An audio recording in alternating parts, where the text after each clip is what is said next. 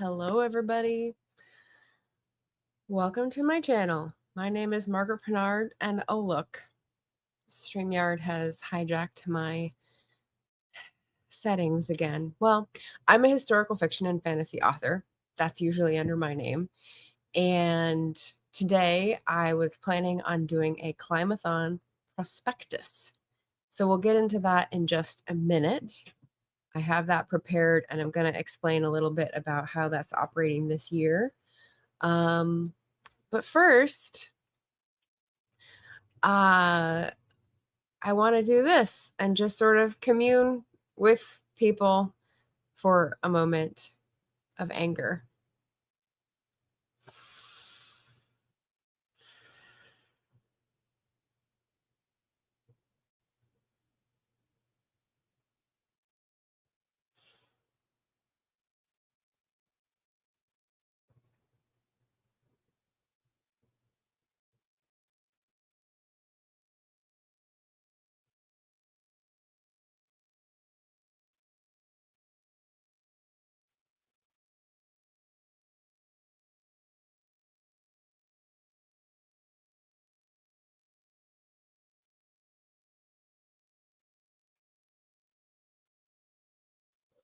And scene. So that was just to express my utter dismay and, admit that there is a world outside of BookTube. I usually present a smiling, happy, book-focused channel, but the US is really a dumpster fire these days. And so, occasionally that'll break through and I have to address it. So otherwise, we're going to be talking about Climathon, which is, again, about the dumpster fire that is the US and lots of places around the world. So if you came here for the Climathon reads, I'll definitely be timestamping that. You can skip it if you'd like. And there we go. Stick around. So again, my name is Margaret. I am an author, but I'm also an eclectic reader, and I do care a lot about the climate, that planet being habitable for future humans. And so I started participating in Climathon, not last year, but the year before. And it was created by Tasman at the channel Tasmetu. And so she ran it last year. She did a lot of cool things on Storygraph and Instagram, and she's taking a little step back. So I'm going to be just doing most of the content and hopefully having some discussions and lots of great reviews for books about the climate crisis this year. But we will also have Tasman on at some point. I was sick and then she was sick, and so we were going to do a joint thing, and I don't want to put it off too much longer. So I'm going to go ahead and do my prospectus, my TBR, and then we'll talk about our plans and possibilities at some point, probably next month. So what is a prospectus? I chose this term advisedly. I mean, I chose it and then I thought, I don't really know what that means, so let me look it up. And in the modern American context, at least, it usually refers to stock company statements, but the broader definition that hasn't been narrowed down is something that forecasts the course or nature of something.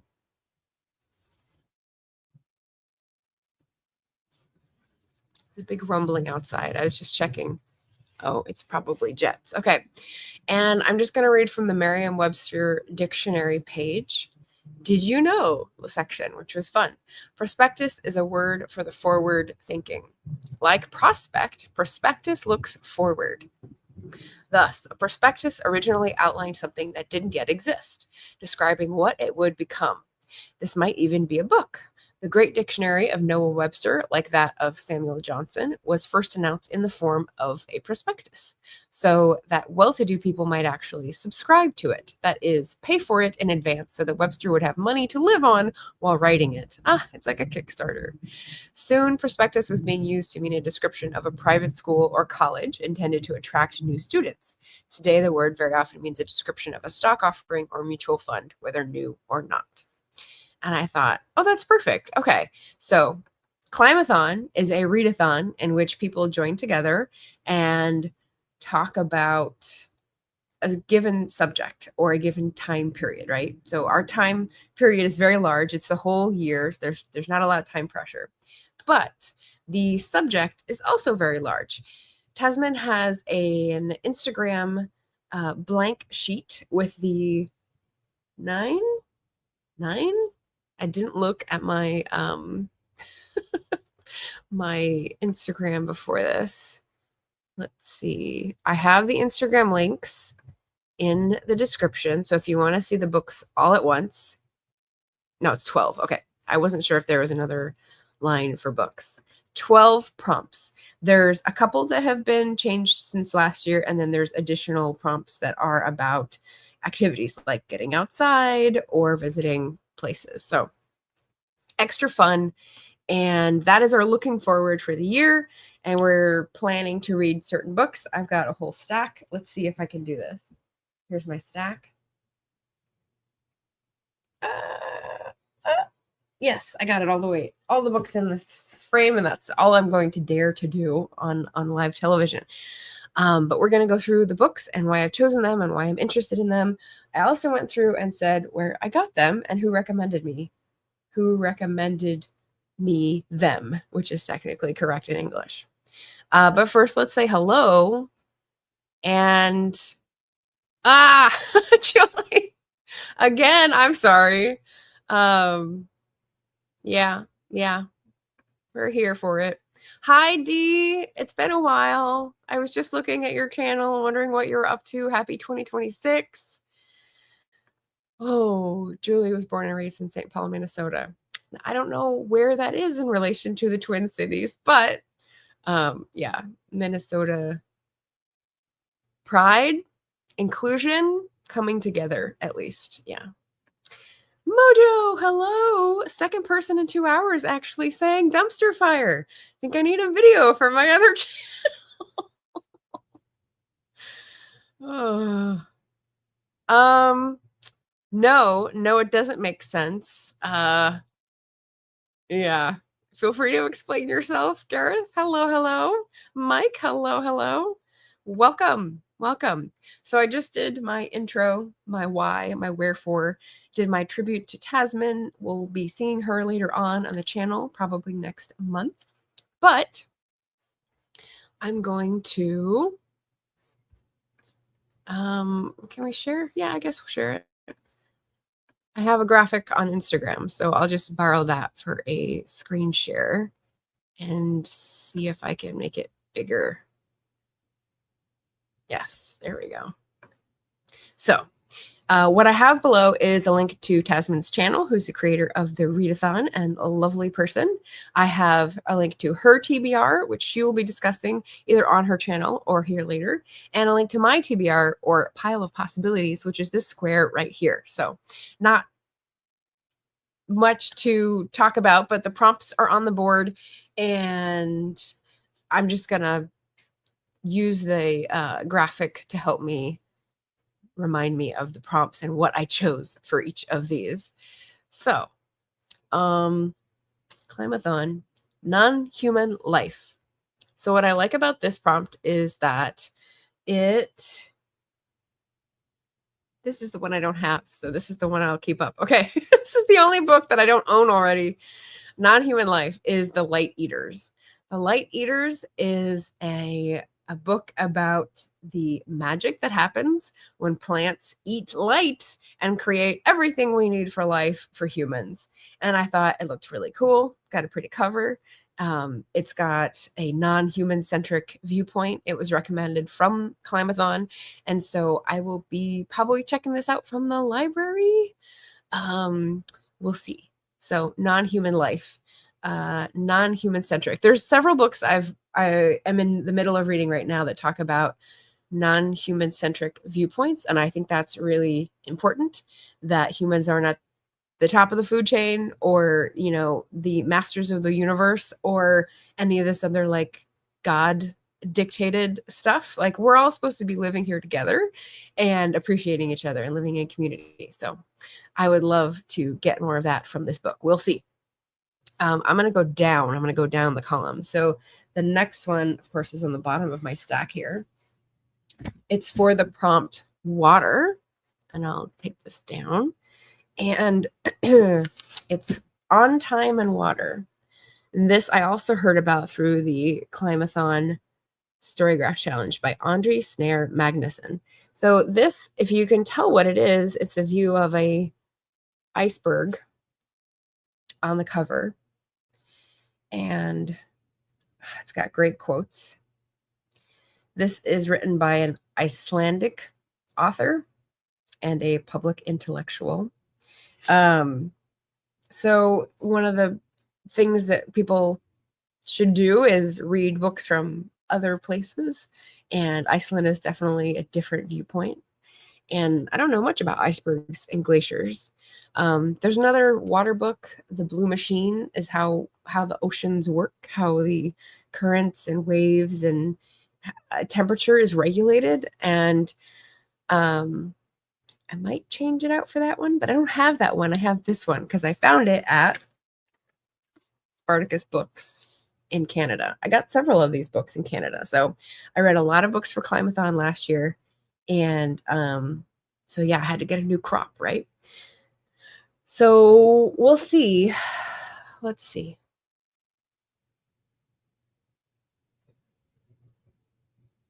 It's Climate Change is a Disaster in Slow Motion. Yet slow is a great deal faster than many people seem able to comprehend. It's one of the blurbs. Yeah. Water's a big factor. So water is a good prompt to have. The next prompt moving down is Browsing Nature's Aisles. So this one I actually started already. I'm about a third of the way through. It's by Wendy and Eric Brown, A Year of Foraging for Wild Food in the Suburbs. And this one I got at Pulp Fiction, also in Canada. And you can see how appealing it looks. A nice basket inviting you into the forest. I'm not sure I really like the voice, but the content is enough to keep me reading. It's about a couple in Maine, and they have always sort of dabbled in foraging, which just means gathering wild foods rather than growing them yourselves or buying them at the store. And of course, there's the afraid of breaking that barrier into consuming things that you don't know are edible and or healthy. And so they finally took the plunge and started really trying and identifying and using guides and, being careful, but actually trying to make foraged goods a bigger part of their consumption patterns. It's published by New Society Publishers, which I find to be a publisher of a lot of new age and or environmental and or spiritual type books. So I've got a fair amount of those that I've read. So that's a publisher that I like the look of. And like I said, the author's voice is not my favorite because it's a married couple, but like it switches the I back and forth without like delineating sections. And so it's always like who's talking, and it's a little confusing. 2013. So I think this will be pretty useful. They divide up the chapters by goals at the beginning, but then the rest is roots and shoots, greens, berries. I just finished the berry chapter, and the next one is gifts from the trees. And then other types of things. And it's basically their experience, how they came to forage new types of things. So that's very encouraging. I'm more of a dabbler right now, trying to learn, trying to get more confident and push more out. So yeah, that's a great book for me to read. It's like the next level, the intermediate level to getting into things. Hello, Alan. Oh, there we go. It's just a little slow. StreamYard's just all aflutter today, having issues. There was a rumble. That was when I said it was me. It was hilarious.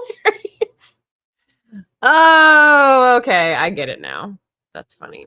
Hello, Beth Ann. Hello, hello, hello. Welcome. We are going down the columns of the Instagram TBR, and I just, where did I put it? BRB.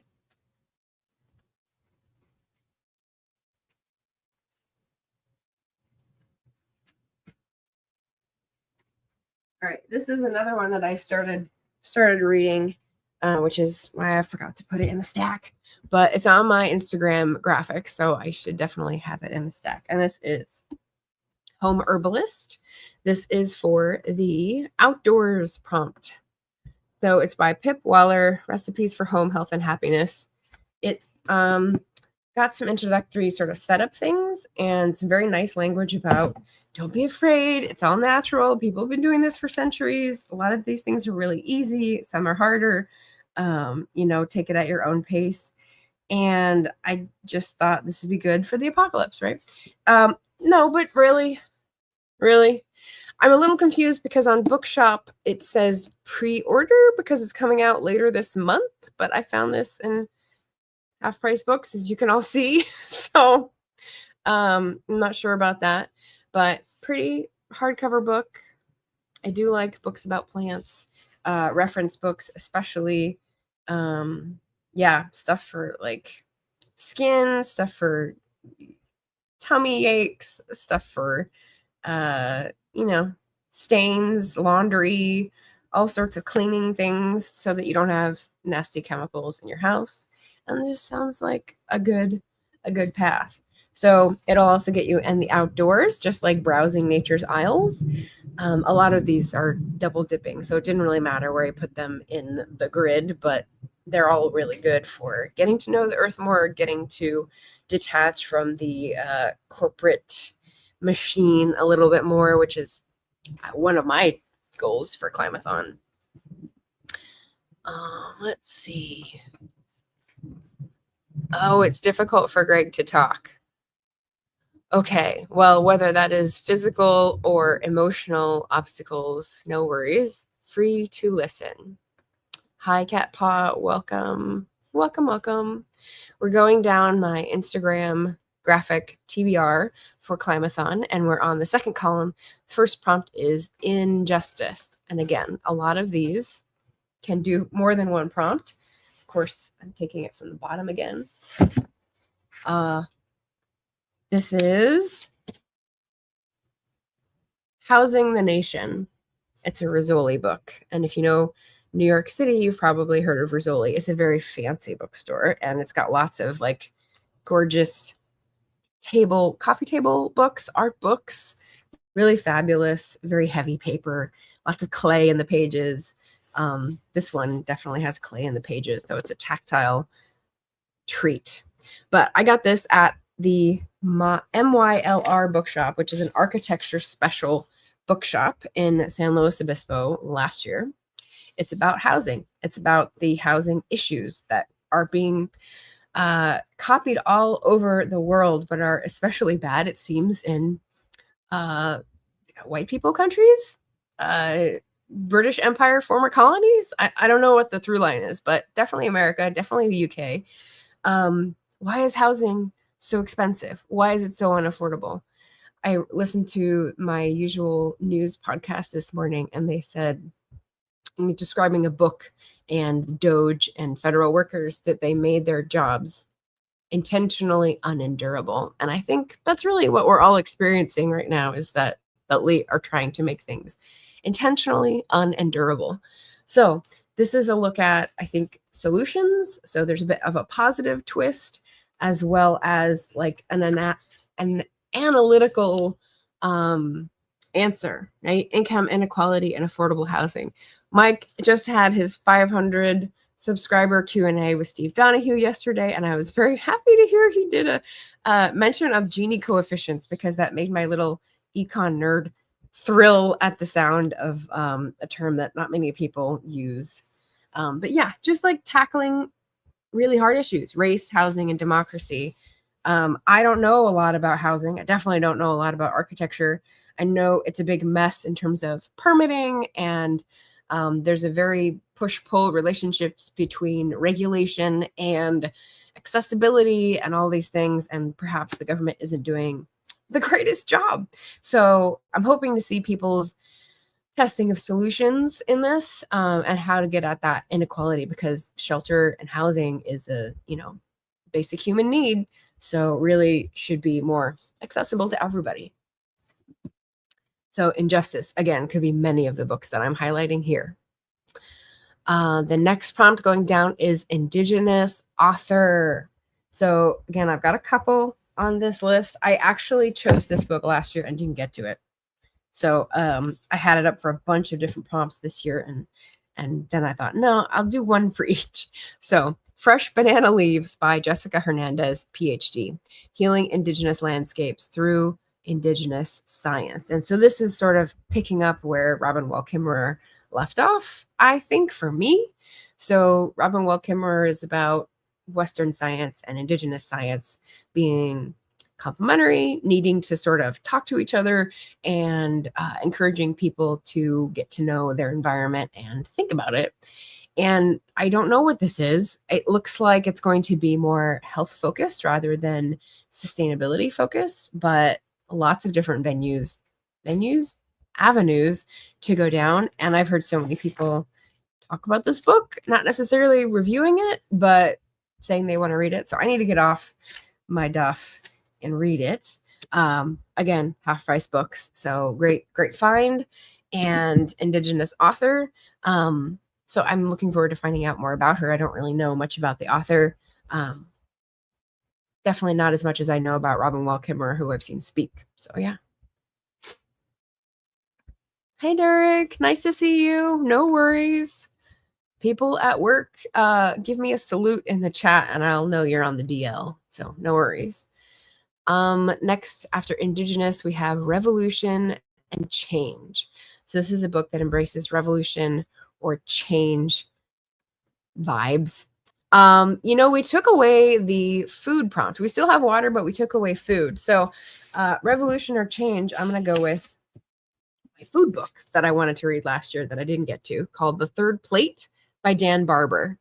Field Notes on the Future of Food. And there are a lot of books. Oh, I should tell you this. So we're not doing a renewed Storygraph challenge this year because it's just too much work and too fiddly. And I do not like policing when people put random books in there that don't belong. So we're not going to repeat the Storygraph challenge for 2026. But if you look at the Climathon 2025, which Tasman did take the effort to go through and list all of the prompts in, this is where I get a lot of my recommendations. Everyone except one of these, no, two. One was a Booktube rec and one was a random finding of something, came from looking through the books that other people had added to the Storygraph Climathon challenge. So if you're interested in more food books, it will probably work for other prompts. And there's some really interesting ones talking about supply chains, talking about soil health, talking about big business and like data in grocery chains. There's like really interesting stuff in food. And as housing is, it is a fundamental human need. So we should all be a little bit more educated on what we're eating and how it gets to us. So the future of food, it just sounded really interesting. Let's see. An eloquent and thoughtful look at the current state of our nation's food system and how it must evolve. Barber's wide range of experiences, both in and out of the kitchen, provide him with a rare perspective on this pressing issue. Okay, so he must be like a cook or chef. That's extra fun. It's published in the New York Times. Yeah. So again, I got this from a Storygraph recommendation and then found it at Phoenix Books in San Luis. So I got used copies of all these books so far, except for Housing the Nation. Yeah, so that's good. That's more sustainable. We like to see that. Hey, Kiana. Hello. Thanks for stopping in. I read the title so wrong. I thought this was another kind of challenge. Oh, it is. It's a reading challenge for the whole year. It's a year-long readathon called Climathon. So I'm just going through my pile of possibilities. Like I said, already one of these I thought I might switch out, but we're on the middle column, bottom row, activist author. And the one I chose for that is the one that I randomly found. So this is not a Storygraph recommendation. It's called Reconsidering Reparations by Olufemi O. Taiwo. Why Climate Justice and Constructive Politics Are Needed in the Wake of Slavery and Colonialism. And I found this at a roving bookstore called Endless Wonders. I was doing the AIDS walk with a friend, and they had lots of booths set up for community resources and just people who are excited to be at the AIDS walk. And I found a bookstore. I mean, it's me. What are you going to do? So I got a couple books there, and this was one of them, because I always think of reparations as a interesting and good idea, and then like it goes nowhere. So I wanted to get a little bit better versed in the language of reparations and the reasoning, and sort of build up the support for reparations and how people envision it working. So I thought that would be really good. It's blurbed by Naomi Klein, who we love here at Climathon. And this is a Haymarket Books book. So the publisher is Haymarket. And as I just said, maybe Wednesday, Haymarket reflects back to the 1886 riot on Haymarket Square in Chicago, and is really about giving power to the powerless, and labor, and just people without the voices in our current systems. So I was curious about this author's last book, and then I saw this one, which is their new book, and I thought, oh, perfect. It'll be Climathon. It'll be a good way to check out how they order their thoughts, and so that would be good. Activist author. Then we have Mindset. So Mindset, again, a lot of these will cross over and be applicable to more than one prompt. This is also used. Okay, so this is from Powell's, and it's called Climate Courage by Andreas Karalas. Where is he from? San Francisco with that name? He sounds like a Swiss person. Maybe not. All the notes. Know about the author. Well, okay, I guess I will hear more about it in the book, but the subtitle is How Tackling Climate Change Can Build Community, Transform the Economy, and Bridge the Political Divide in America. Well, that is a tall order, Mr. Karalas, or, whoever this is. But the title really gets to, I think, what we're trying to foster with this readathon, which is climate courage, which is not just zeroing out your footprint and erasing yourself, which can be one direction people fall, but also telling other people they should change their behavior. Corporations should change their behavior. Representatives in the political system should change their behavior. We can't let them keep just pillaging the treasury of our planet. So I want more ways to do that other than readathon, more actionable things. And I'm hoping this will give me ideas and outlets for that. And go Powell's. This is when I had a mental health day, and I was just like, I'm just buying a lot of books from Powell's. Not going to worry about it. I need it. I need them. I need them.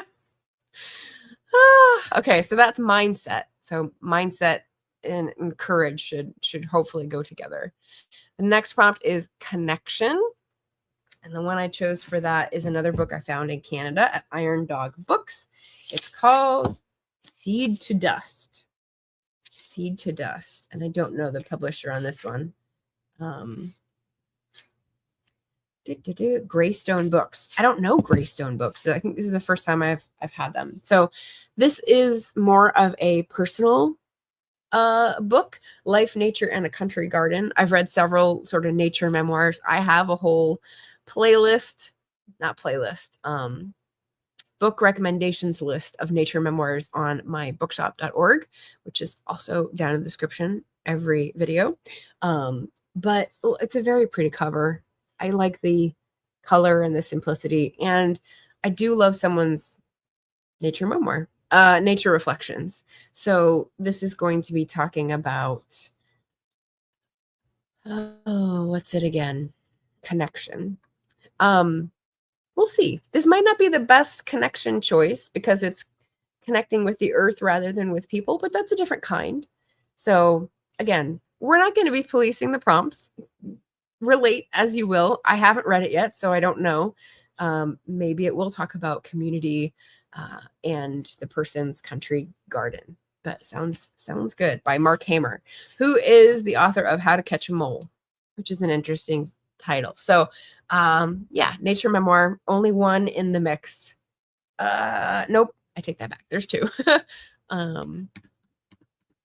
Oh, okay. Kiana said, that looks interesting. Convert. Come over on our side. Join the readathon. And Bethany says, love, bookstore at the AIDS Walk, because why not? They didn't have a space at that time, but I signed up for their newsletter. And so I think they do have a space now. So they're not just a pop-up, but Endless Wonders. It was a really cool vibe.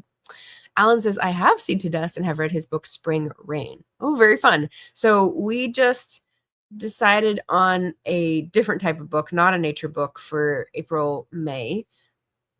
If you want to read this one anytime, let me know. And Beth Ann says, pop-up bookstores are so fun. Yes. Yeah. Especially because pop-up usually means that they're in a space that is not currently being used. Kind of like community gardens on waste lots. Like, why would you say no to that, right? It's putting it to a better use. All right, so we've got connection, and our next prompt is a different culture. So this is a book that I already started actually a long time ago, and I'm just picking back up for this readathon. I left it, so it's been several months away. It's called A Darker Wilderness, Black Nature Writing from Soil to Stars. And I'm very intrigued because I can't tell what food she has there on the cover, but it's a cool photograph. So I got this is my other new book from Black Walnut Bookshop in, I believe, in Minnesota. It's published by Milkweed Editions, which I think is also a Minnesota publisher. And Black Walnut is a Black-owned bookstore. So I felt better about getting a activism book new because it came from Black-owned bookstore, and so help their bottom line a little bit. So this is a collection of essays from different people, and it is talking about the Black experience. Is it just in the US? A scrapbook, a family chest, a quilt, and an astounding work of historical engagement and literary accomplishment. A Darker Wilderness is a vibrant collection of personal and lyric essays in conversation with archival objects of Black history and memory. Okay. I think it is American focused then. Looking at the blurb people. So a couple of these I've already read. Michael Claber Diggs is a poet. Laurette Savoy, I've read a book from her. And so I just picked this up because I thought, I know my experience with nature and the sort of detachment, divorce, master over nature feelings that I've had. But how is that for a different culture alongside mine that is Black culture, that is got a fraught history, that they've gone to the land for survival, but also been chained to it, literally. And so I'm only two essays in, but looking forward to really good writers talking about their relationship and reflecting on inherited attitudes and how they sort of plowed those under to renegotiate their own relationship with nature. So yeah, different culture, but right alongside mine. And I'm a big advocate of getting to know things that you maybe got left out of growing up. We could do both. Okay.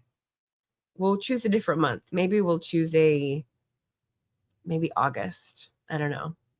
What feels like a nature memoir month to you?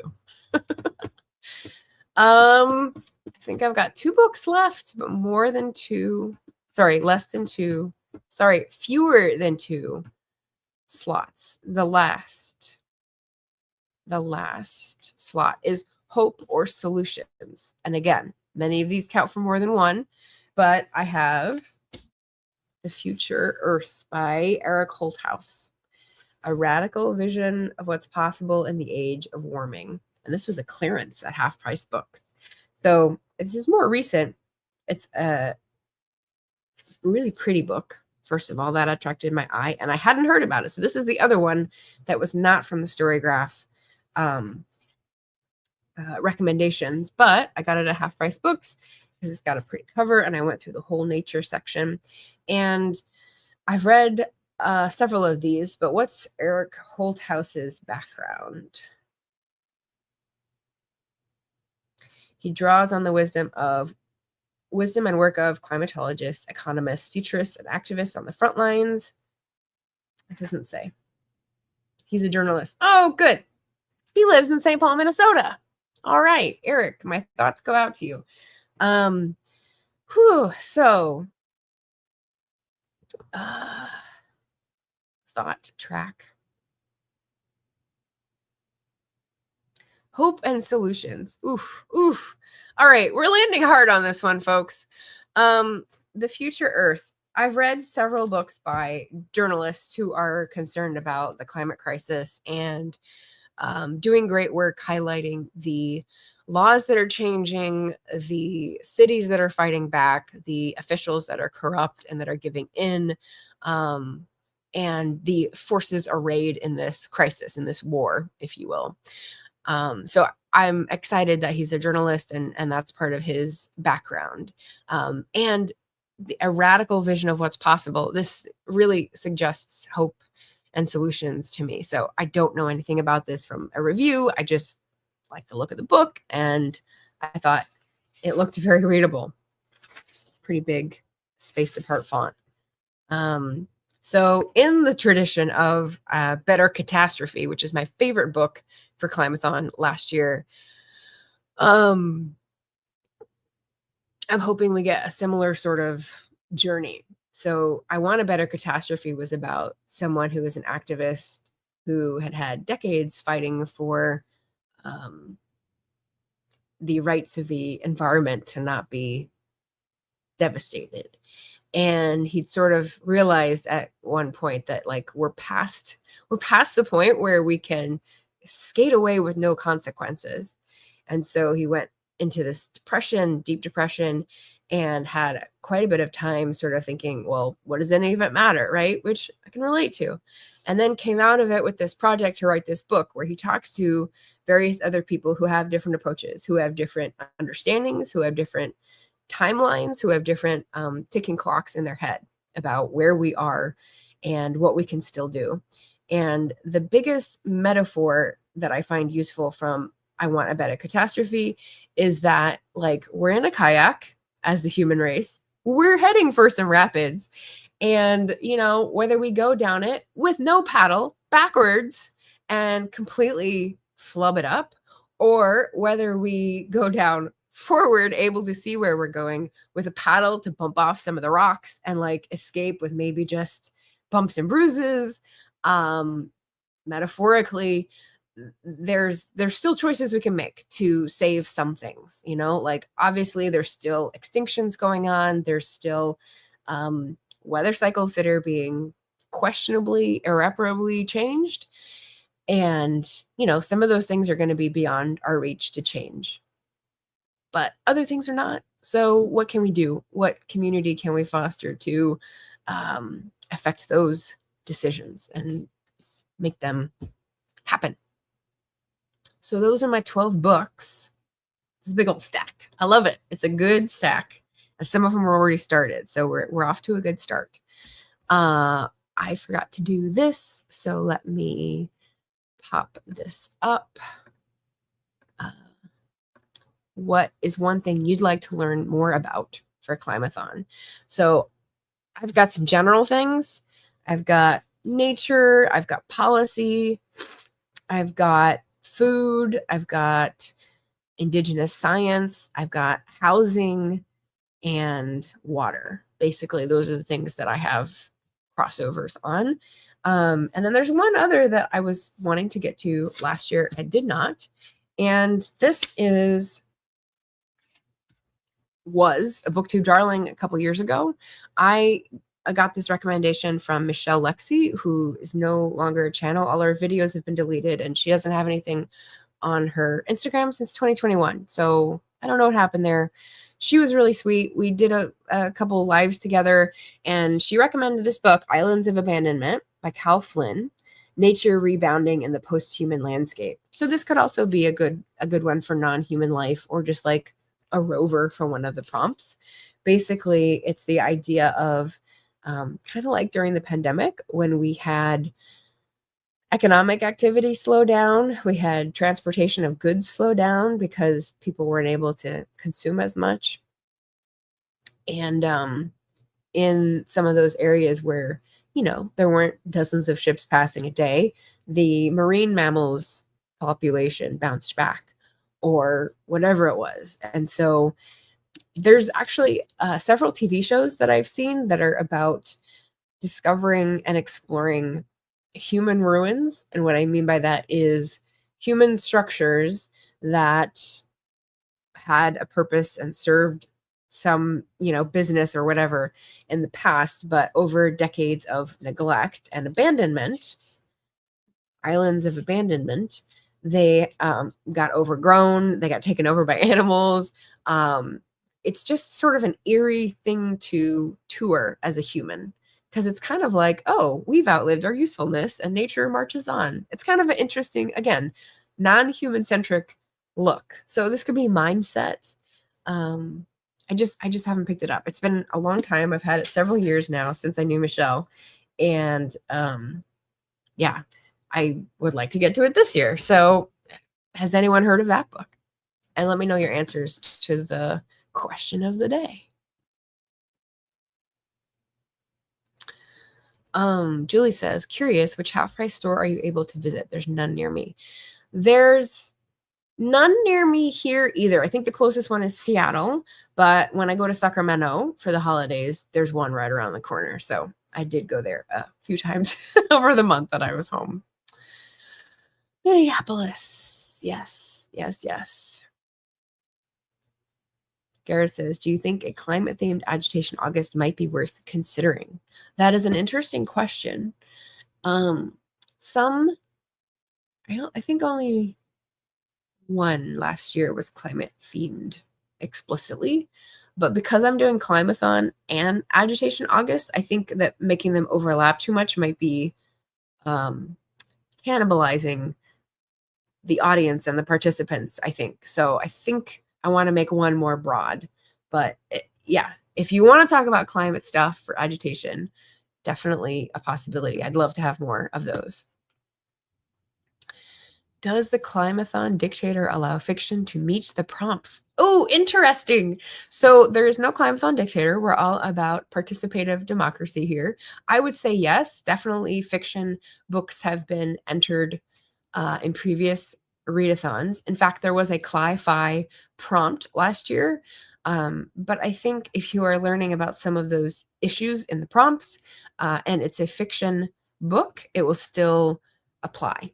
I would definitely count that. Alan says, have Islands of Abandonment too? Yes.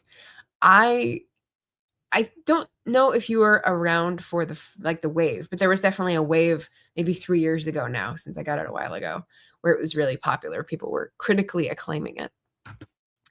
Mojo says, I love watching those shows. I know.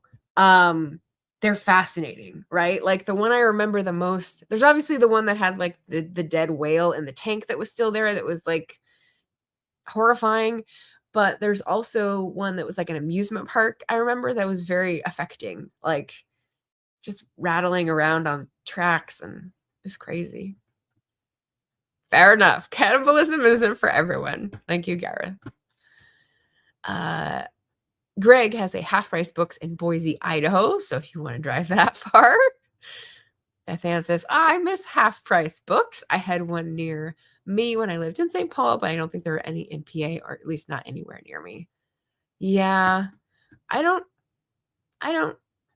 know much about the company. I know it's not owned by Amazon, but I do know they have several branches, just not everywhere. They're not a Starbucks, which I respect. So, but I don't know much about the company. All right. So, any answers to the question of the day? And then we'll just chat about current reads, because I have several that are sort of funny in the context of Climathon announcements. Oh, and I don't have any audiobooks on this list. They're all physical books, which is interesting. Let's see. Hello, Nia, Vixen of Fiction. We're asking about reading for Climathon. If you have anything you're looking to learn about, let me know. Oh, Half Price Books. Beth Ann says, I had the impression they were Midwest West focused. Didn't know it existed until I moved west in 2018. Okay. All right. Equal opportunity book buyer. What can I say? For non-Amazon properties. I had one other announcement. I guess I'll just pop over to current reads then.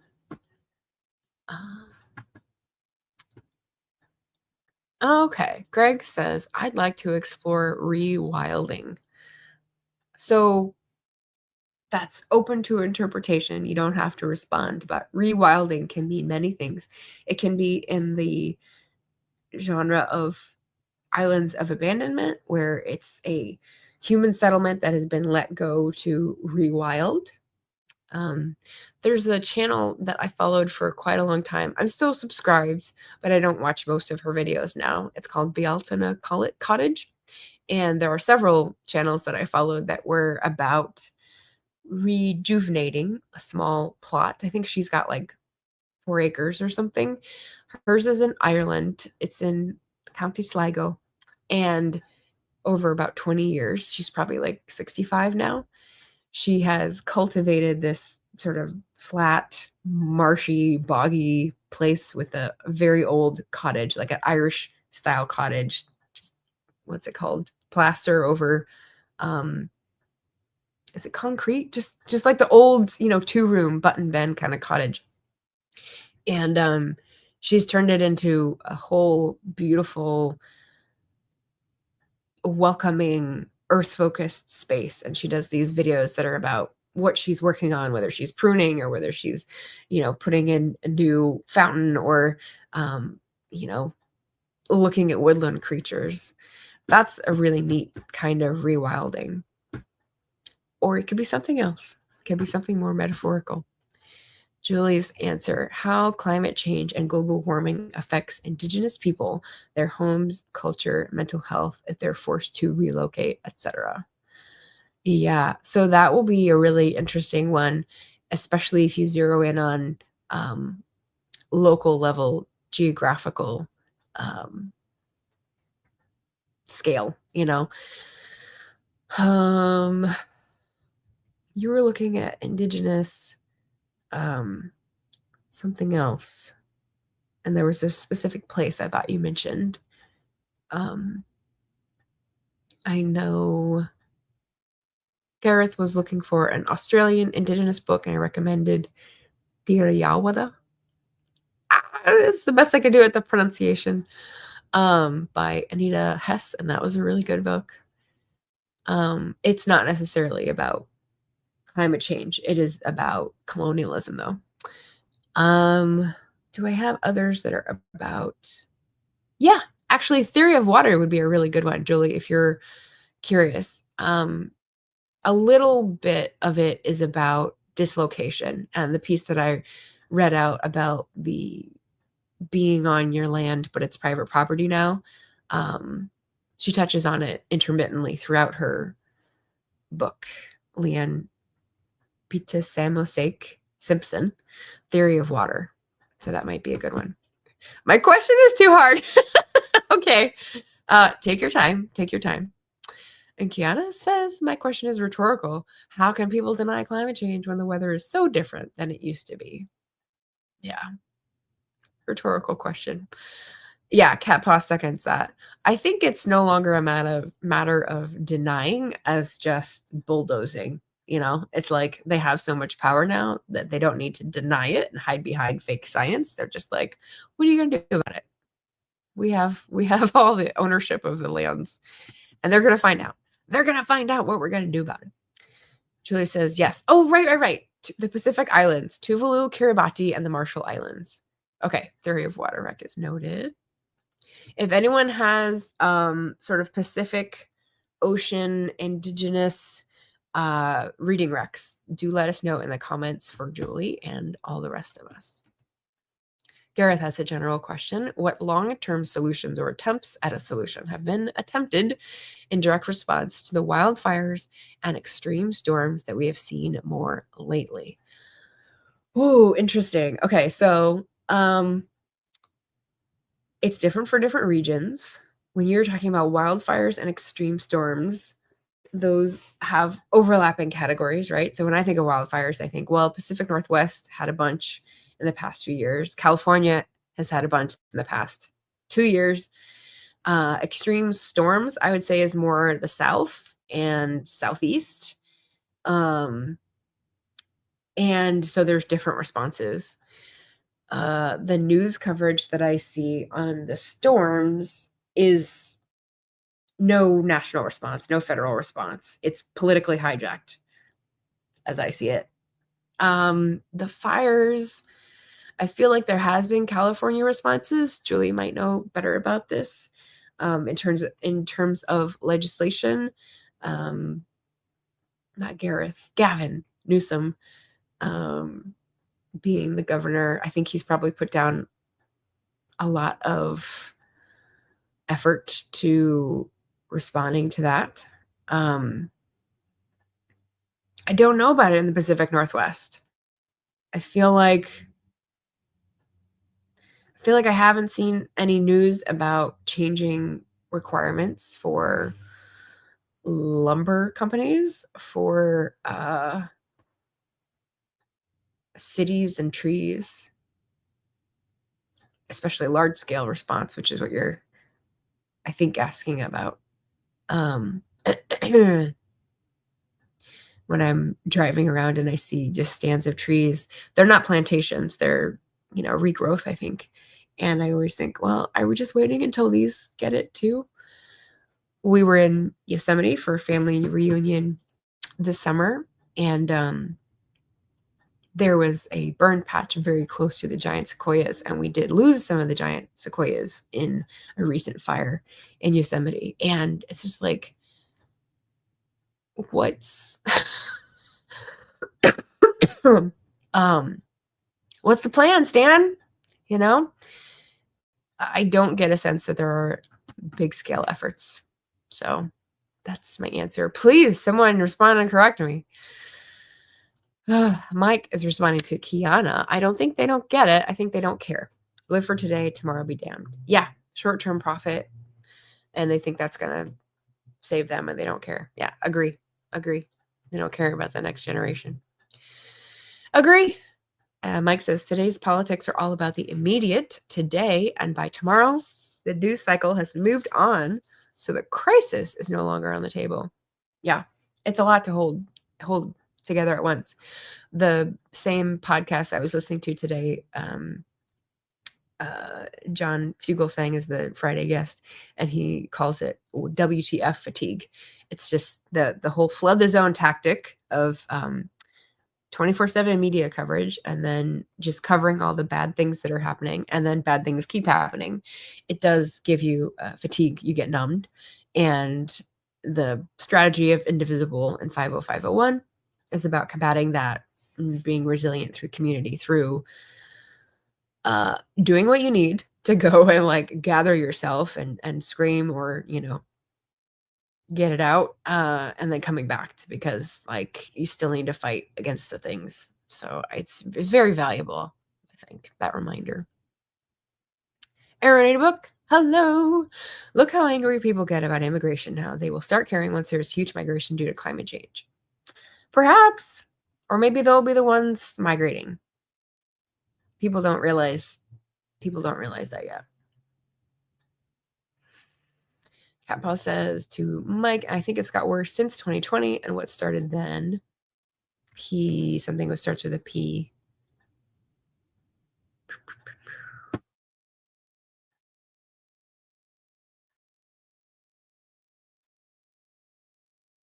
It's not patriarchy. It's not fascism. What starts with a P that started in 2020? You're making me guess. Hello, Lunacia Books, aka Luna, I think. Welcome. Happy New Year.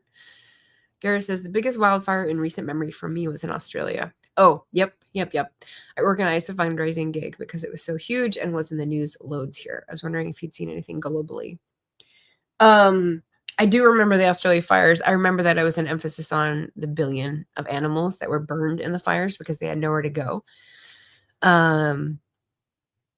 If I'd seen anything globally, I'm not sure if you mean in terms of solutions, because in terms of solutions, no. I think whatever the EU is doing in terms of policy goals and setting, green energy goals and transitioning their economies and sometimes using nuclear to meet them, I think that's the only game in town. I mean, there's also China going gangbusters on green energy, but also still using coal, I think, and investing in developing countries' economic and energy systems.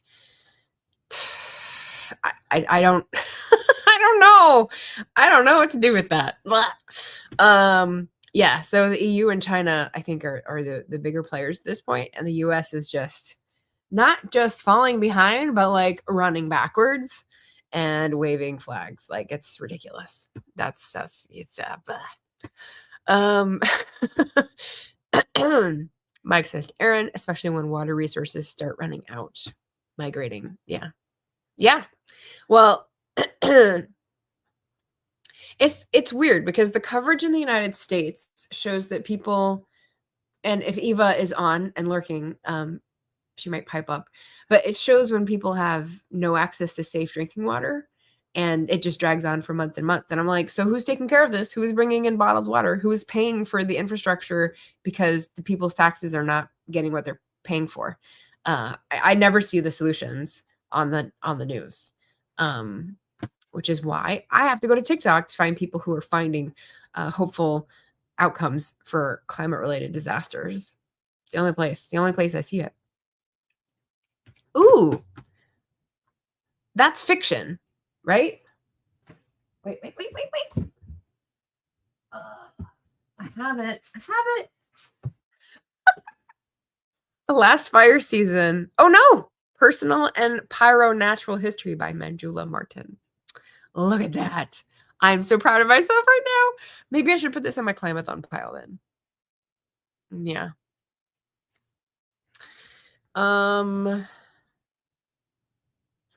Yeah, I know the name Manjula Martin because I read a book that she edited that was about writers and their relationships with money and success, and it was really well done. I really enjoyed engaging with it, but I don't know her writing per se. So, yeah, this might be a good one for Gareth, for like, what are the solutions, especially to the fires, if that's what grabs you. Did I just manage to arrive in the middle of a discussion of American politics? Not really. We're talking about the thing we're excited to learn about for Climathon. I went over my pile of possibility of reads, and then I'm going to move into current reads as soon as we have all our answers on the screen. WTF fatigue is a good phrase and a good reference to how the powerful get away with everything and have through history. Yeah. Hmm. Historical fiction. What are we doing? What are we playing with here? Yeah, Cat Paw says there's no long-term planning or perspective in the current voter cycle political term. Other than the current voter cycle political term. Yes, I agree. The short-term profits for private sector is mirrored in the short-term re-election concerns for most politicians. Oh, thank you. Pandemic. Duh. Yeah. There's no shadow banning here, so don't worry about saying things like that. Here we go. Pandemics. She's hiding it with an A. That's fine. Yeah, still Luna. Okay, good. Julie says to Gareth, Trump hates California and he has cut funding for our wildfire response prevention. Okay, so Julie is here with the California deal. Governor Newsom is funding beneficial fire or prescribed burns. Okay, so that is one tactic, but that is not a comprehensive plan. Yeah. Yeah, the withholding of funding that we paid for, that whole thing about what are we going to do with our taxes this year is legit. I'm curious if there's a leader of the tax revolt idea. Luna says, I remember being caught in a forest fire in Australia when I was there 24 years ago. Oh my gosh, that's super scary.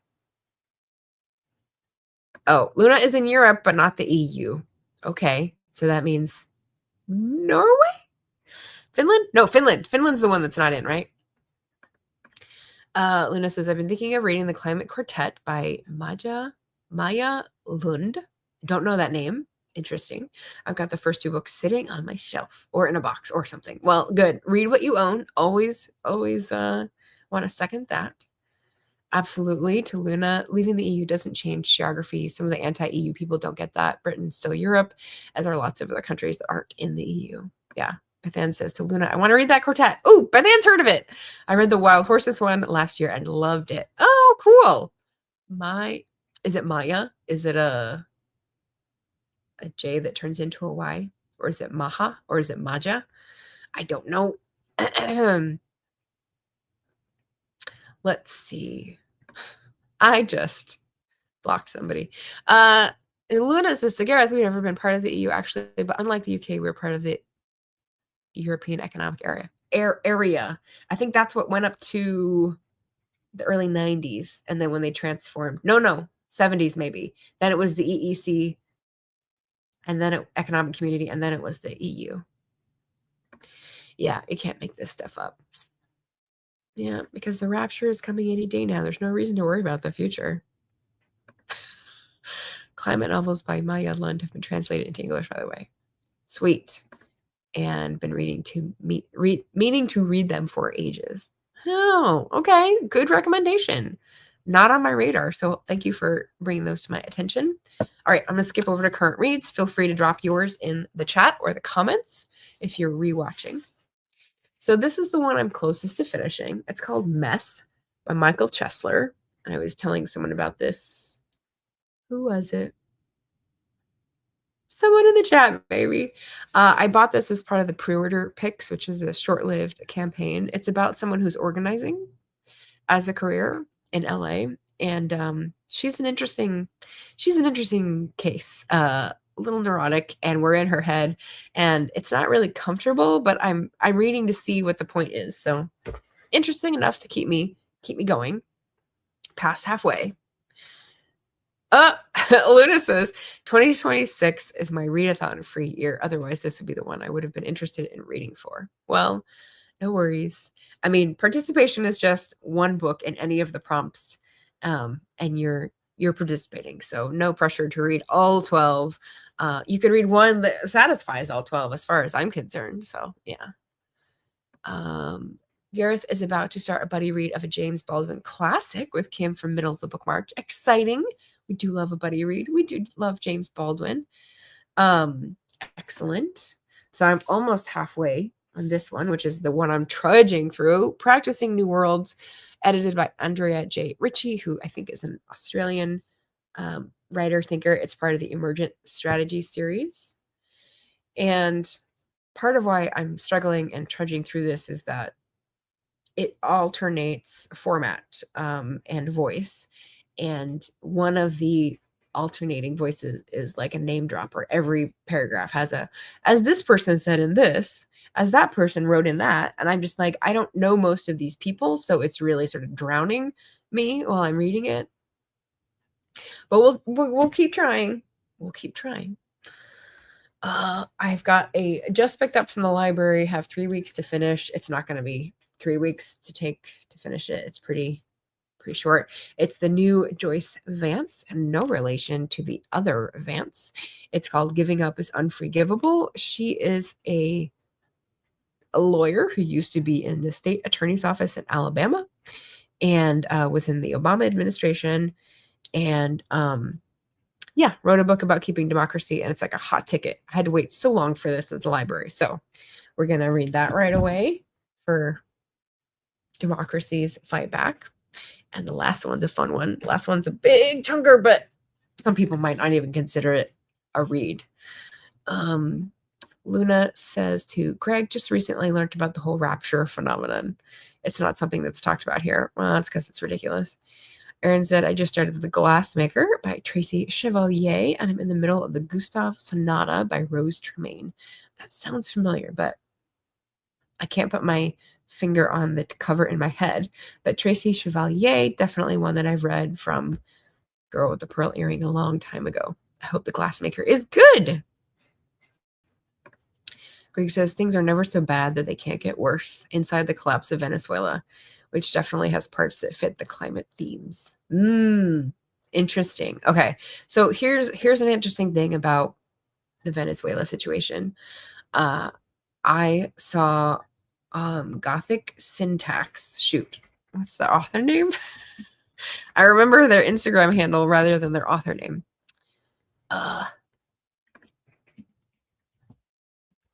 Susan Palumbo. There we go. She's an author that I've had on the channel, I believe. Yes, she was a Climathon guest last year, and it was great.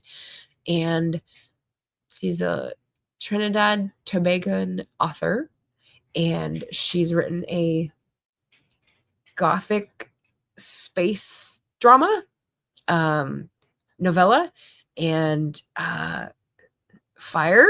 Just like great perspective. It's got colonialism in space, basically. And so I saw one of her Instagram stories and was like, wait, how does this relate?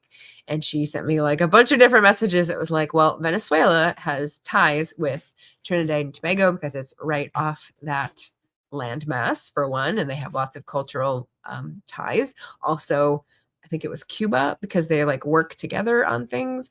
And so it's all tied together. The big mess that is American imperialism messing with stuff that they shouldn't.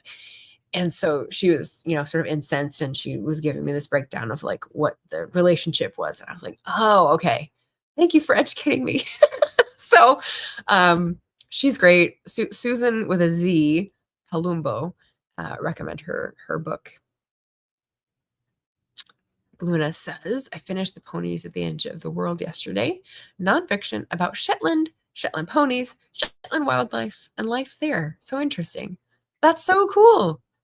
Oh, Shetland ponies. Very cute. Very cute.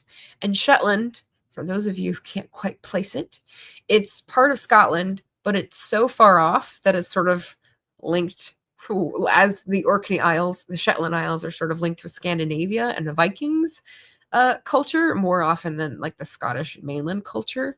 Don't let Jenny hear me say that. But yeah, Shetland ponies, little miniature horses. What is Glassmaker about? Yes, let us know. Glassmaking family. Oh, Venice. Okay. During the Renaissance. Only a couple pages in, but good so far. Excellent. All right. So I've got those three, as I said, for current reads. And the other current read, because I read cookbooks, is this. So I picked this up at Half Price Books. Look at that. Mater Joffrey. She's someone who I recently sort of got on my radar and said, oh, she's like a force in Indian cookbook world. I should find one of her general cookbooks and add it to my Deborah Madison vegetarian cooking for every day, everybody, something like that, which is my main reference for cooking in general. And this one, World Vegetarian, is her basically saying, I've been to lots of places. I've studied many cuisines. There is a lot of Indian background recipe sort of commentary about like how cuisines change and mesh and pick up things from each other. And I love that. It's tracing historical currents through food. There's also, helpful things about how to make this and that. And I have hope that one day I might be able to make some Indian food at home. In the meantime, I have a great Indian restaurant 15 minutes walk away. So, yeah, no rush. Why is there a blimey? Tell me. She's a British Indian celebrity. Well, I mean, she's like a cookbook celebrity. So yeah, she was on my radar before. I just hadn't like honed in. Like, I should definitely check out the world ethnic cooking that's not just American farmers market centered. Greg says, not Climathon related, but I learned about the Shetland bus recently. The Shetland bus is when fishing boats from Shetland rescued Norwegian resistance activists during World War II. Yeah, I started hearing about that a couple years ago. It might be a movie was made about it, or maybe a documentary, but it came up in my consciousness recently. Alan's got a book on the Shetland bus. Mike, does your man cave have a book on the Shetland bus? That was really a fun video that you put together with Steve. Indian food is a massive thing over here. Indian restaurants and takeaways in every road. Lol. Yes. I even know that they're called Balti restaurants, or they were 30 years ago. But yeah, it's an interesting relationship, I think. They're not as big. Like, I think Americans, when they think takeout, would still think Chinese. But there are lots of Indian restaurants around here. And, you got to try them. You got to see if they're good. So I found my favorite, and I'm good to go. Mike does not have a book about the Shetland bus. Well, that's okay. So on Mike's categories for the year, that was a different video, I believe. World War II era stuff was not a category. So I understand it's not a specialty.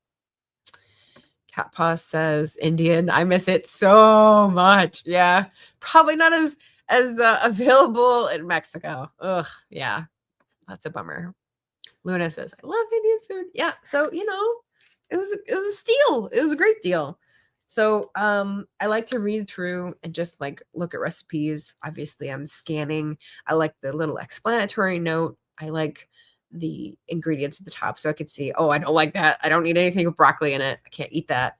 But plenty of stuff in this big chunker. We have loads of Chinese takeaways too. Yeah, but probably slightly more Indians. Chinese ones double as chip shops too. Whoa, that's crazy. That's crazy for me. I don't remember seeing that. I mean, did I ever go for Chinese food in Britain? I don't think I have. So I don't know what British Chinese food would be like. I know American food's definitely its own thing. Indian food is, of course, huge in Durban, as we have the second biggest Indian population outside India. Wow. That's crazy. Really? Oh, okay. I'm thinking like the Bay Area would be a big one, but yeah, I guess you get a historical jump on us. Yeah, not available. Blue by Maya Lund would cover water. Yeah, so I think Luna's going back over the prompts. Blah, blue.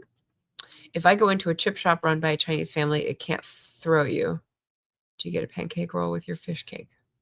What? Wait, this doesn't make sense. It can throw you. Do you get a pancake roll with your fish cake? What is a pancake roll? See, I've never even heard of a pancake roll. Okay, I think we're going off the rails here when we start talking about takeaways. So any concluding comments about Climathon? David Howard has a book on the Shetland bus. His other book about the Norwegian resistance, We Die Alone, is really good. Ooh. My only reading on the Norwegian resistance has been a book about academics who turned spies, mainly American, some British, in World War II, and they did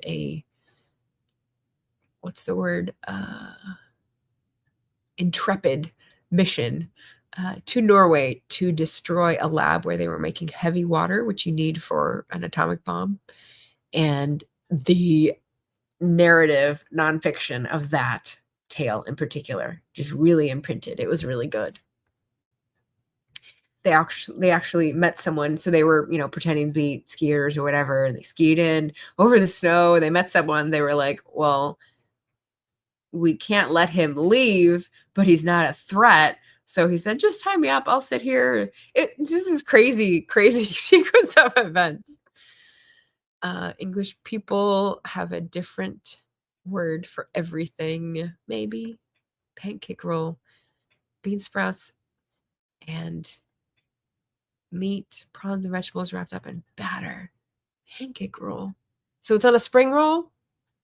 Because spring roll is rice paper, so that wouldn't be batter. And it's not an egg roll, because that would be like deep fried. There must be something in between. Interesting.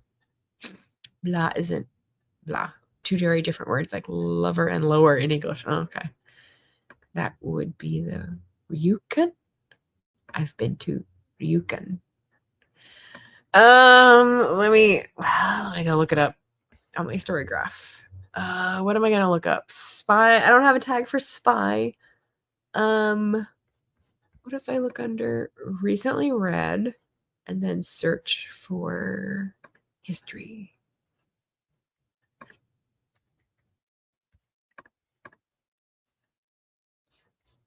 We'll see how long that takes Storygraph to load.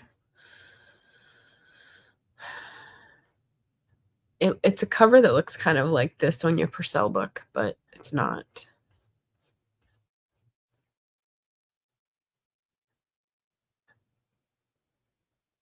Excuse me while I scroll.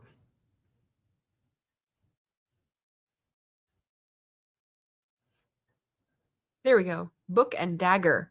How scholars and librarians became the unlikely spies of World War II. Boom. Book and Dagger. Black and white photo with yellow on the front.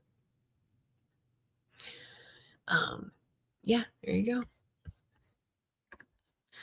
go. It's like a spring roll, but bigger and more full on. Yeah, it sounds like it's getting close to like Mondo burrito territory where I can't hold it and it's like 3 meals in one. All right, I'm trying to talk about Chinese food. The R at the beginning of Ryukyu isn't silent. Well, I didn't make it silent. Heroes of Telemark. Nope, Book and Dagger. It was a good new release. I listened to it as an audiobook because Libro FM is amazing. There we go. All right, well, I think we have wandered far enough afield. And I think I have gotten all your current reads that I can. There we go. There we go. Thank you for being part of this reading community, tuning in Wednesdays and Fridays at 10 a.m. The teaser is going to be, do y'all know what, come on, hand. Do y'all know what this is? Do y'all know what this is? Can you guess? Can you guess what my topic is going to be? So on Monday, I'm going to do the death of the mass market paperback. Because you may not know, you're not going to be able to buy these anymore, except used. There's a distribution company called ReaderLink that just said, we're not going to distribute these anymore. So just like all the other tectonic movements in the publishing industry, no more mass market paperbacks. So I'm going to just explain a little bit about what happened on Wednesday and then highlight some of my favorite mass market paperbacks and why I will miss the format. So stay tuned for that next Wednesday. And Friday will be a late breaking announcement. Beth Ann will be here. Fingers crossed. And we're going to talk about the Black Author Tuber Readathon, which is coming up next month. And Mojo, I will get in touch because I think you'd be interested. We'll see. I've never had a pancake roll. Heroes of Telemark was great. I'm guessing it's Norwegian resistance. Mass market paperback. Julie knew. She's following along. Thanks for the live stream. Enjoy your jalfrezi, which Indian food reference. I'm not sure what it is though. My mom's uncle used to help people flee across the border to Sweden during the Second World War. Wow, that's really cool to get to hear about from a family member. It upsets me so much. Does that include Europe? The mass market paperback? I don't think the same retail supply chains are set up in Europe because we're talking about grocery store mass market paperbacks, Walmart, Costco, those type of places, which I don't think are as Europeanized. So Book and Dagger isn't available here. You need someone to hook you up with the outside the UK library system, Aaron. RIP. I know. It's a big deal, and it just happened last month. So I haven't seen other people talk about it. I figured I'd talk about it. Yeah, they're much more affordable. So it's a big shift. So let's talk about it next Wednesday. And in the meantime, take care of yourselves, everyone. Be safe. Don't stifle your voice, but take care of yourselves. And if that means reading, happy reading. We'll see you all again soon. Bye.